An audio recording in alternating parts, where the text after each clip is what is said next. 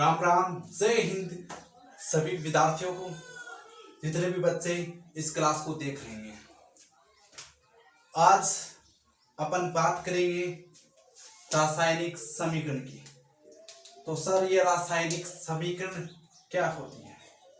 कल की क्लास में हमने पार्ट फर्स्ट में रासायनिक अभिक्रिया को समझा कि रासायनिक अभिक्रिया क्या होती है, रासायनिक अभिक्रिया की परिभाषा को समझा, रासायनिक अभिक्रिया को कैसे पहचाना जा सकता है उसको समझा, और तीसरी बात हमने कल समझी कि रासायनिक अभिक्रिया के उदाहरण कौन कौन से हैं। इतनी सी बातें अपन ने कल की क्लास में समझी थी, और उसमें से आपको बस क्या करना है, उसमें से आपको सिर्फ इतना याद करना है कि रासायनिक अभिक्रिया के उदाहरण आपको याद रखने हैं, और उसमें रासायनिक अभिक्रिया की परिभाषा को याद रखना है, और आपके एग्जाम में नहीं पूछेगा एग्जामिनर।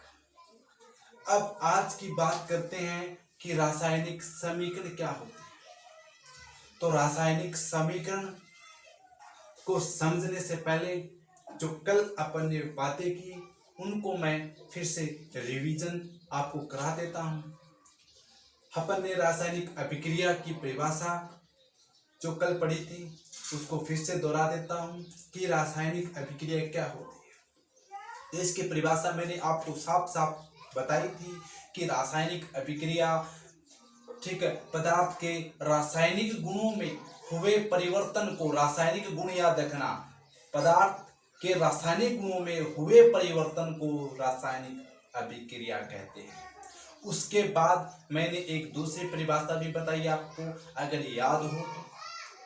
वो परिभाषा थी कि रासायनिक परिवर्तन को ही रासायनिक अभिक्रिया कहते हैं, और जितने भी मैंने एग्जाम्पल दिए वो रासायनिक अभिक्रिया के ही उदाहरण थे, या रासायनिक परिवर्तन के ही उदाहरण थे, क्योंकि रासायनिक परिवर्तन को ही रासायनिक अभिक्रिया कहते हैं। फिर मैंने चार मुख्य बातें बताई कि रासायनिक अभिक्रिया को कैसे पहचाना जा सकता है। तो आपको पहली बात याद रखनी है कि रासायनिक अभिक्रिया में अगर अवस्था, किसी भी अभिक्रिया में अवस्था परिवर्तित हो रही है, अवस्था चेंज हो रही है, तो वो होगी रासायनिक अभिक्रिया। दूसरी बात आपको याद रखनी है कि अगर किसी अभिक्रिया में कलर चेंज हो रहा है, रंग का परिवर्तन हो रहा है, तो वो कैसी अभिक्रिया होगी? रासायनिक अभिक्रिया होगी। अब रंग का परिवर्तन कैसे सर?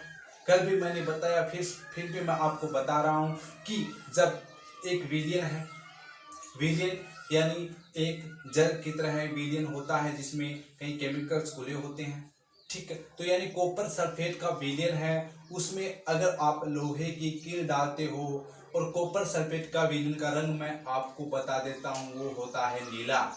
जब उसमें आप लोहे की कील डालोगे तो वो नीला रंग है हरे में परिवर्तित हो जाता है।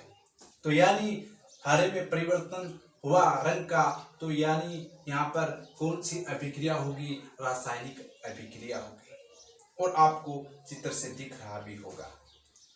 और तीसरी बात मैंने बताई कि रासायनिक अभिक्रिया में क्या होता है? गैसों का उत्सर्जन होता है, यानी रासायनिक अभिक्रिया में गैसें निकलती हैं।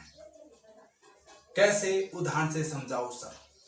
मैं बता रहा हूं कि आपको क्या करना है। आपको करना है कि जो सल्फ्यूरिक अम्ल है, सल्फ्यूरिक अम्ल है H2SO4, ये किसका? सल्फ्यूरिक अम्ल का रासायनिक सूत्र है H2SO4। इसमें आप जिंक धातु के टुकड़े डालेंगे तो H2 हाइड्रोजन गैस निकलती है, ठीक है, हाइड्रोजन गैस निकलती है। जैसे ये क्या है? H2SO4 सल्फ्यूरिक अम्ल है, इसका क्या नाम है? सल्फ्यूरिक अम्ल है। मैंने आपको बेसिक की क्लास से बताई थी, उसमें आपको मैंने लिखाया था सब कुछ। सल्फ्यूरिक अम्ल है ये, सल्फ्यूरिक अम्ल। जब इस सल्फ्यूरिक अम्ल में आप क्या डालते हो, आप सर सल्फ्यूरिक अम्ल में जब Zn जिंक धातु, ये Zn क्या है, जिंक है। जब ये जिंक क्या है, धातु है।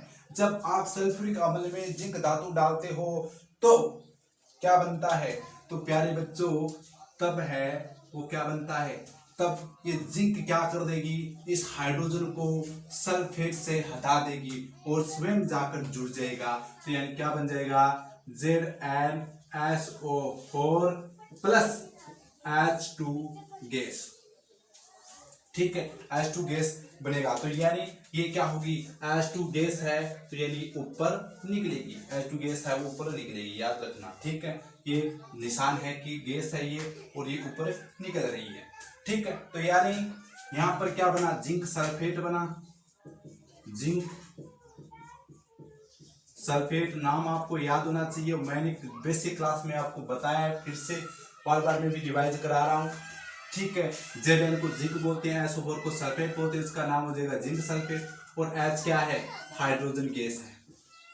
कौन सी गैस है बच्चों, हाइड्रोजन गैस है।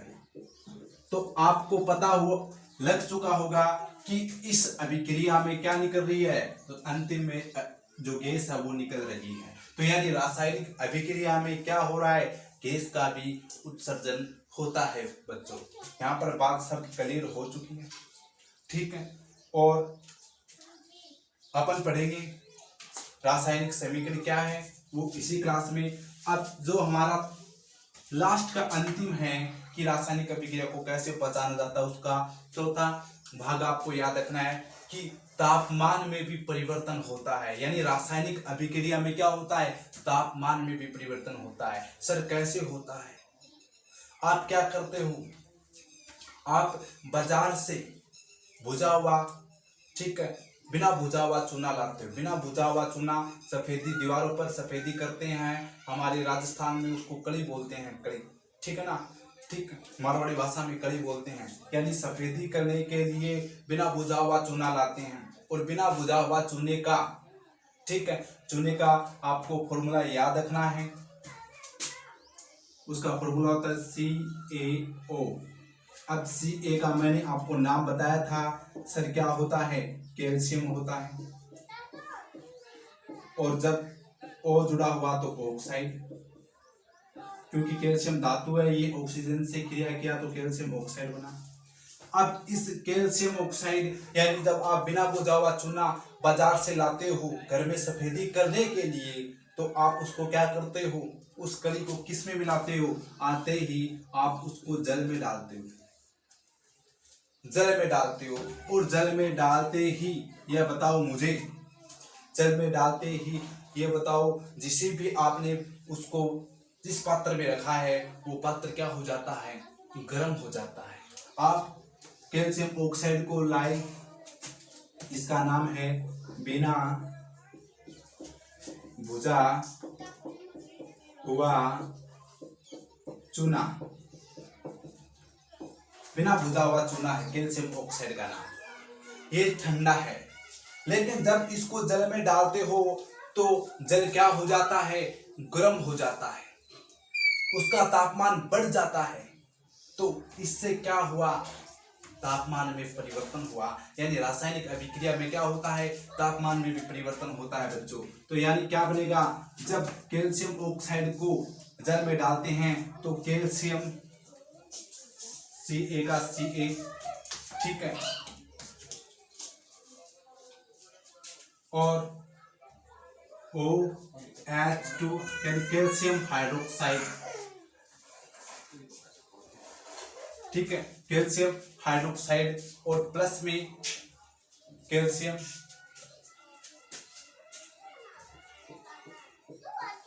Hydrogen gas. प्लस में क्या बनेगी, हाइड्रोजन गैस बनेगी। नहीं सॉरी, हाइड्रोजन गैस नहीं बनेगी इसमें केवल क्या बनेगा, कैल्शियम ऑक्साइड, कैल्शियम हाइड्रोक्साइड यानी ये कैल्शियम हाइड्रोक्साइड क्या है? बुझा हुआ चूना है। कैल्शियम हाइड्रोक्साइड क्या है? बुझा हुआ चूना है, जिसको अपन क्या बोलते हैं? बुझा हुआ चूना। ये बातें आपको याद रखनी है। तो यानी इसमें क्या हुआ? तापमान, टेम्परेचर क्या हुआ? इस अभिक्रिया में बढ़ा। तापमान, ये डेल्टा किसका निशान है? ये तापमान का निशान है। तो यानी तापमान है वो बढ़ा है। क्यों बढ़ा है? जब आप लाते हो कैल्शियम बिना बुझा हुआ चूना को, इसमें जब जल डाल देते हो तो ये बुझ जाता है, तो बुझा हुआ चूना बन जाता है कैल्शियम हाइड्रोक्साइड। इसका तापमान क्या होता है? ठीक है, यानी तापमान ज्यादा हो जाता है, जल का तापमान बढ़ जाता है। और फिर ठंडा होने के बाद अपन इसको क्या करते हैं? दीवारों पर सफेदी के लिए इसको रखते हैं और दीवारें चमकने लगती है। ये बातें आपको समझ में आई हो, आपको आई होगी। ठीक है, अब अपन आते हैं हमारे टॉपिक पर। अब हमारा टॉपिक है आज का, वो है रासायनिक समीकरण। अब सर रासायनिक समीकरण क्या है? तो मैंने कल आपको रासायनिक अभिक्रिया बताई, ठीक है। उस रासायनिक अभिक्रिया से क्या बनेगी? रासायनिक समीकरण बनेगी, ठीक है। तो अपन बात करते हैं रासायनिक समीकरण की परिभाषा की, ठीक है। तो वो परिभाषा जैसे मैंने आपको कल बताई थी, रासायनिक अभिक्रिया की परिभाषा बताई, उसी से अपन किसकी परिभाषा बनाएंगे? रासायनिक समीकरण की परिभाषा बनाएंगे। जैसे मैं एक अभिक्रिया लिख रहा हूं, जैसे मैग्नीशियम है, ये मैग्नीशियम,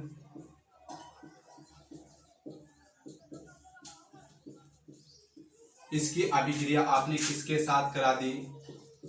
ऑक्सीजन के साथ।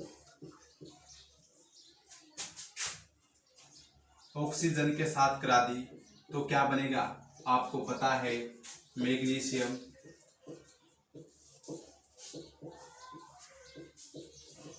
ऑक्साइड।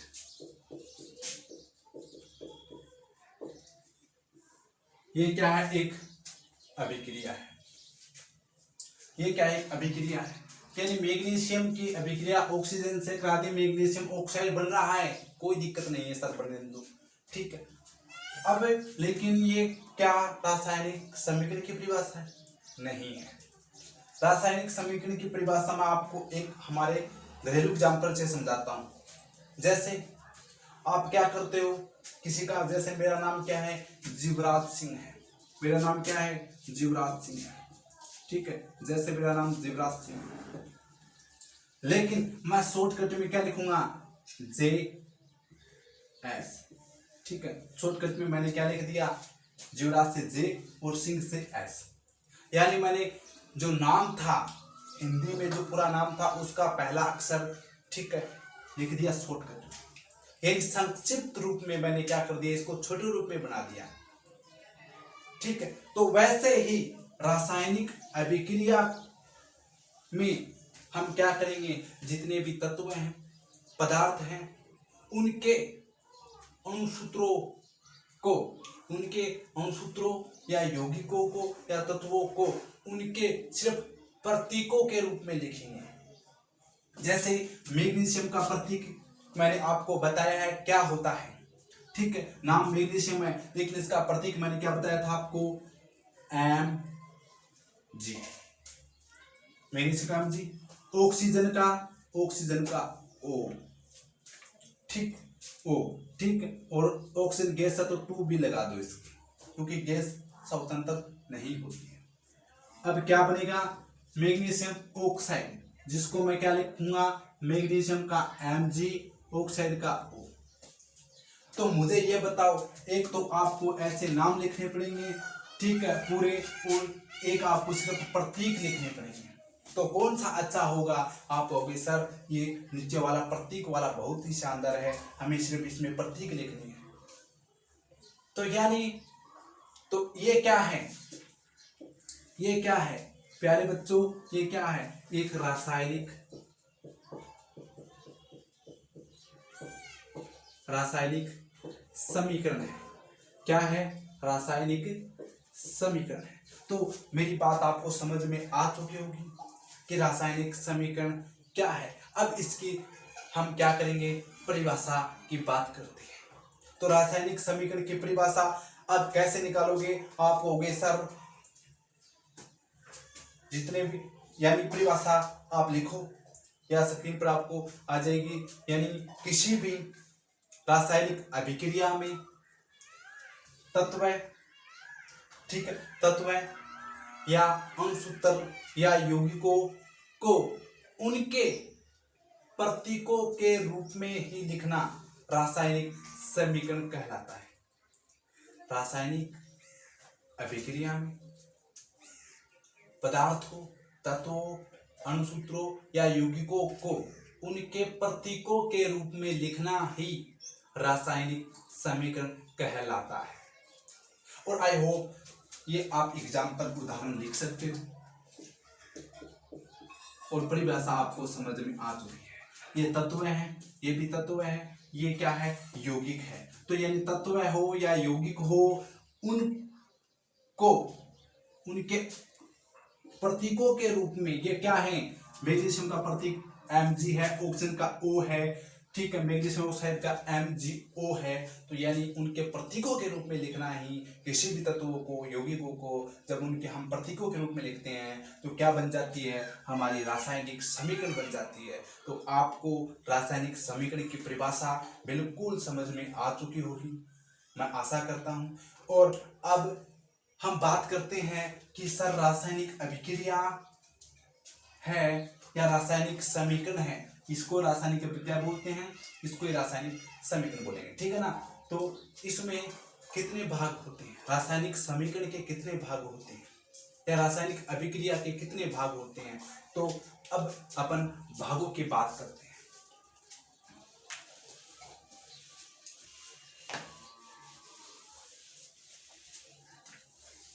अब भाग की बात करूं तो हम क्या करते हैं, हम क्या करेंगे, हम किसी भी अभिक्रिया में, किसी भी अभिक्रिया के आप दो भाग मान सकते हैं और एक तीन यानी तीन भाग है वो विशेष रूप से होते हैं।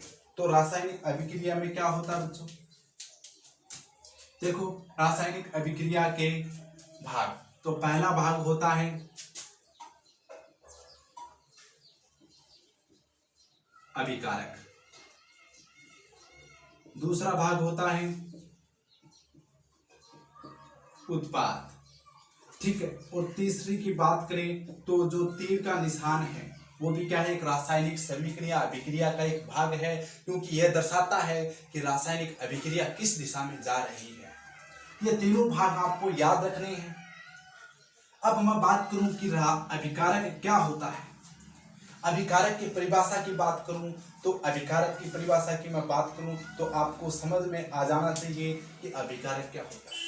अभिकारक जिसको अपन इंग्लिश में बोलते हैं रिसेंट, ये क्या करता है, ये अभिक्रिया में भाग लेता है, यानी जो अभिक्रिया में भाग लेते हैं वो क्या होता है, वो अभिकारक कहलाता है। मैंने इसकी परिभाषा आपको बताई है एक, कि तीर के निशान के बाईं ओर वाले तत्वों, पदार्थों, यौगिकों को अभिकारक कहते हैं और दाईं ओर के जितने भी पदार्थ है उनको उत्पाद कहते हैं। ये होगी एक तो परिभाषा। दूसरी ये है कि जो अभिक्रिया में भाग लेते हैं वो क्या होते हैं, वो अभिकारक होते हैं, ठीक है, वो क्या होते हैं, अभिकारक। जैसे आप एक एग्जाम्पल से, उदाहरण से समझो, आप क्या करते हो, दूध होता है, दूध क्या है, एक अभिकारक है, दूध क्या है, अभिकारक है। और उसमें हम दूसरा अभिकारक क्या डालते हैं, जब छाछ डालते हैं जिसको अपन जामुन बोलते हैं, ठीक है, जब जामुन डालते हैं तो यानी दो अभिकारक हो गए। तो जब ये अभिकारक क्या करेंगे, अभिक्रिया में भाग लेते हैं, ठीक है, अभिक्रिया में भाग लिया उन्होंने और अभिक्रिया के दौरान क्या बना, फिर आपको पता है दही बना। तो दही क्या है, हमारा उत्पाद है। तो यानी अभिक्रिया के दौरान उत्पाद की परिभाषा क्या बनेगी, फिर उत्पाद की परिभाषा बनेगी बच्चों कि अभिक्रिया के दौरान बनने वाले जितने भी वस्तुएं हैं, अभिक्रिया के दौरान जो नया पदार्थ बनता है उसको अपन उत्पाद कहते हैं। यानी अभिक्रिया में भाग लेते हैं उनको अभिकारक, अभिक्रिया के दौरान जो बनते हैं, जो नए पदार्थ बनते हैं, जो अभिकारक से क्या होते हैं, अलग होते हैं, वो उत्पाद कहलाते हैं। और तीर का निशान जो अभिक्रिया की दिशा को दर्शाता है। तो मैं आपको एक उदाहरण से बात समझा देता हूं। जैसे आपने क्या किया, मान लो ए और बी,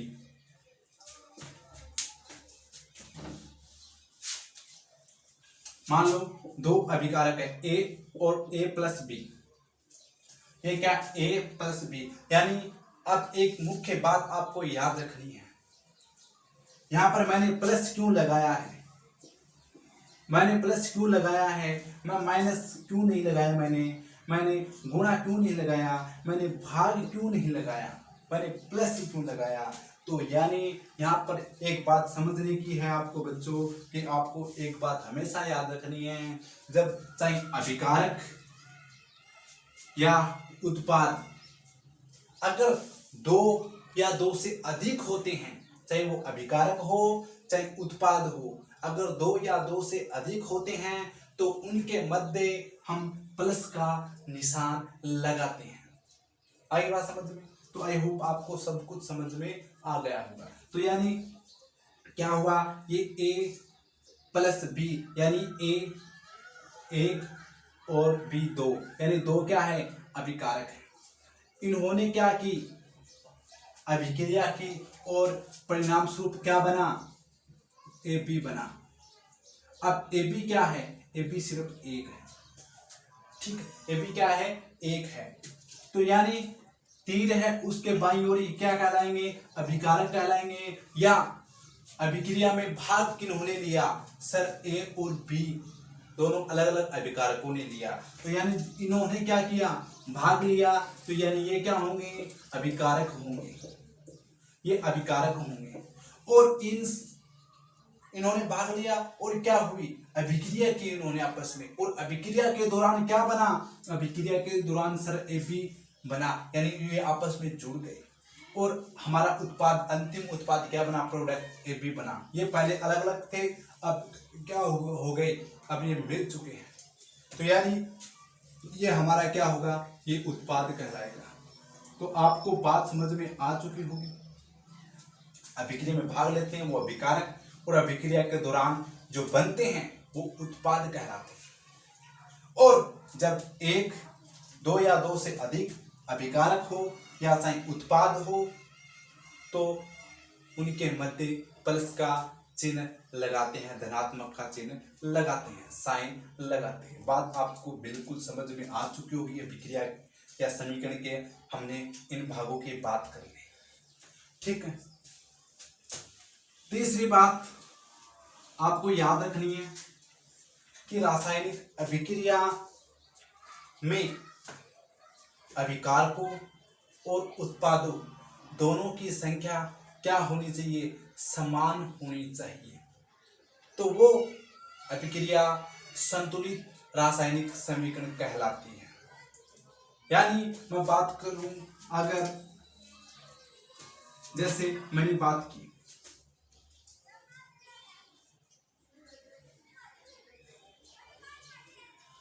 कार्बन का अपन ने कल दहन किया था, इससे क्या बनी थी, CO2 गैस बनी थी।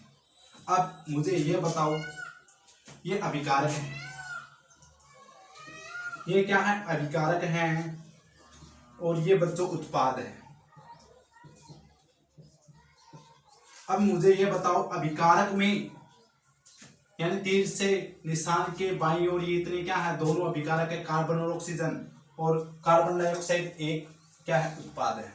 तो तीर के निशान से बाईं ओर ये क्या है, अभिकारक है। तो मुझे बताओ अभिकारक में कार्बन कितने हैं, तो आप कहोगे सर एक है। मैं पूछूंगा उत्पाद में कार्बन कितने हैं, तो उत्पाद में भी कार्बन कितने हैं बच्चों, एक ही है, ठीक है ना। तो यानी दोनों में क्या है, कार्बन कार्बन क्या है, समान है। फिर मैं बात करूं कि ऑक्सीजन कितने हैं अभिकारक में, तो आप कहोगे सर 2 है। उत्पाद में भी ऑक्सीजन 2 है। तो यानी ये पहले से ही क्या है, एक संतुलित रासायनिक समीकरण है। यानी रासायनिक समीकरण क्या होनी चाहिए, संतुलित होनी चाहिए। ये बात आपको दिमाग में फिट कर लेनी है, ठीक है। तो यानी रासायनिक समीकरण संतुलित होनी चाहिए, ये पहले से ही संतुलित है, ठीक है। अगर मैं एक अभिक्रिया और आपको, तो इसमें अभिकारक और उत्पाद दोनों में जितने भी तत्व हैं उनका द्रव्यमान क्या है, समान है, उनकी परमाणु संख्या क्या है, समान है। तो समान होने से ये वो एक रासायनिक सही संतुलित रासायनिक समीकरण कहलाएगी। अगर संतुलित रासायनिक समीकरण नहीं है तो उसे संतुलित रासायनिक समीकरण में हमें बदलना है। किस विधि से, हिट एंड ट्रायल विधि से बदलना है, ठीक है। और असंतुलित रासायनिक समीकरण को कंकाली रासायनिक समीकरण भी कहते हैं, ठीक है। उस कंकाली रासायनिक समीकरण को हमें संतुलित समीकरण में बदलना है। जैसा मैं एक उदाहरण की ओर बात करूं,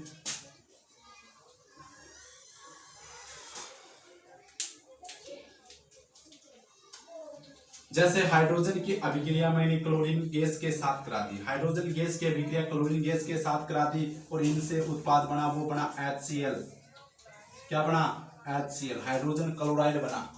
तो मुझे यह बताओ ये क्या है, ये दोनों अभिकारक हैं, ये अभिकारक है बच्चों, ठीक है। और ये क्या है, ये उत्पाद है। अब इस अभिकारक में मुझे हाइड्रोजन की संख्या कितनी दिख रही है, तो आप कहोगे सर ये 2। और उत्पाद में कितनी है, तो आप कहोगे सर 1 ही है। इधर 1 ही है उत्पाद में हाइड्रोजन, इधर 2 है। क्लोरीन कितने हैं, अभिकारक में 2 है और उत्पाद में सर यहाँ पर भी 1 है। तो यानी ये क्या है, ये एक कंकाली या असंतुलित रासायनिक समीकरण है। ये बात आपको समझ में आ चुकी है, ठीक है। तो कल हम अगली क्लास में आज रासायनिक समीकरण क्या है इसके बारे में अपन ने पढ़ा, और कल की क्लास में हम जितने भी रासायनिक समीकरण हैं जो आपकी किताब में जितने भी प्रश्न हैं उन रासायनिक समीकरण को संतुलित, अब ये असंतुलित समीकरण है, कंकाली समीकरण है, अब इसको अपन कैसे संतुलित करेंगे बराबर, ठीक है। यानी इधर अभिकारक में 2 हाइड्रोजन है तो उत्पाद में भी 2 हाइड्रोजन होनी चाहिए, ठीक है। तो यानी द्रव्यमान रासायनिक समीकरण है वो द्रव्यमान संरक्षण पर आधारित है। यानी रासायनिक समीकरण की विशेषता पूछे तो आपको बतानी है, महत्व बताना है कि रासायनिक समीकरण में द्रव्यमान संरक्षण का नियम लागू होता है। यानी जितने अभिकारक में द्रव्यमान होता है उतना ही द्रव्यमान उत्पाद का होना जरूरी है। दूसरी बात, जितने परमाणु अभिकारक में होते हैं उतने ही परमाणु उत्पाद में होने जरूरी है। तो ये महत्व 2 बातें आपको याद रखनी है जो आपको स्क्रीन पर दिख रही है, ठीक है। तो कल की क्लास में रासायनिक समीकरण को संतुलित करना सीखेंगे, एकदम झक्कास तरीके से, आसानी से आपको दिमाग में फिट हो जाएगी। यानी अगली क्लास आपको देखना बहुत ही जरूरी है बच्चों, क्योंकि रासायनिक समीकरण संतुलित होना जरूरी है। अगर आपके रासायनिक समीकरण संतुलित नहीं है तो आपने उत्पाद तो सही बना दिया, यानी H2Cl2 से HCl बन रहा है, सही है, लेकिन अगर ये संतुलित नहीं है तो आपको उसका आधा नंबर कट सकता है, यानी आपको आधा ही नंबर मिलेगा, पूरा नंबर नहीं मिलेगा। आपको पूछा एग्जाम में कि हाइड्रोजन क्लोरीन से अभिक्रिया से क्या बनेगा, तो आपने बना दी अभिक्रिया, लेकिन संतुलित नहीं की तो आपको उस 1 नंबर सवाल का आधा ही नंबर मिलेगा। तो यानी संतुलित करना बहुत जरूरी है। और कल की क्लास हमारी डिपेंड रहेगी कि हम जितनी भी रासायनिक अभिक्रिया हैं हम ज़्यादा से ज़्यादा हम उदाहरण करेंगे कि रासायनिक संतुलित समीकरण है वो सीख सकें। तो आई होप आज आपको रासायनिक समीकरण समझ में आ चुका होगा। तो मिलते हैं अपन नेक्स्ट क्लास में, रासायनिक समीकरण को संतुलित करना सीखेंगे और आपको इंटरेस्ट भी आएगा। और उसके बाद में हम रासायनिक अभिक्रियाओं के प्रकार हैं वो बहुत ही आसान है, आपको समझा देंगे। ठीक है, जय हिंद, जय भारत।